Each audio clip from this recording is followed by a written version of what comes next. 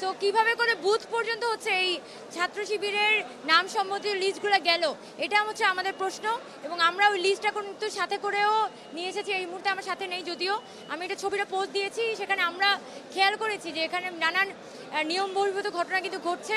এখন আমাদের কোশ্চেন, যেখানে হলগুলোর মধ্যে সবাই স্বতন্ত্রভাবে দাঁড়িয়েছে, ওই অর্থে কোনো প্যানেল দাঁড়ায় নাই, তাহলে কিভাবে করে স্বতন্ত্র প্রার্থীদের একটা তালিকা এবং অপোজিটে সাদিক কায়েম ফরহাদের তালিকা দিয়ে হচ্ছে লিস্ট প্রত্যেকটা অনাবাসিক শিক্ষার্থীর হাতে ধরানো হচ্ছে, এটা আমার প্রশ্ন।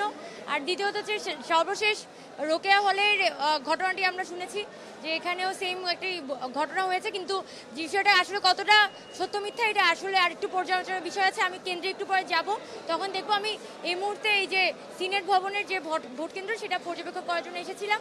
এই সাথে দেখলাম যে সব পক্ষের মধ্যেই একটা বলা যায় সব পক্ষে এখানে একটা অবস্থান করছে এবং সবাই আসলে কড়া নজরদারি করছে যাতে কোনো ভোট কারচুপি না হয়। এখনো পর্যন্ত আমি আসলে আশাবাদী যে আমি সর্বোচ্চ আশাটাই রাখতে চাই যে যেভাবে করে আসলে অনাবাসিক স্টুডেন্টরা এসেছে, ফিমেলরা ভোট দিতে এসেছে, আমার মনে হয় যে এখানে এই কাস্টিংগুলো যদি কাউন্ট করা হয় তাহলে কিন্তু 90 to 95% আমরা আসলে ভালো রিয়েল কাস্টিংই পাচ্ছি।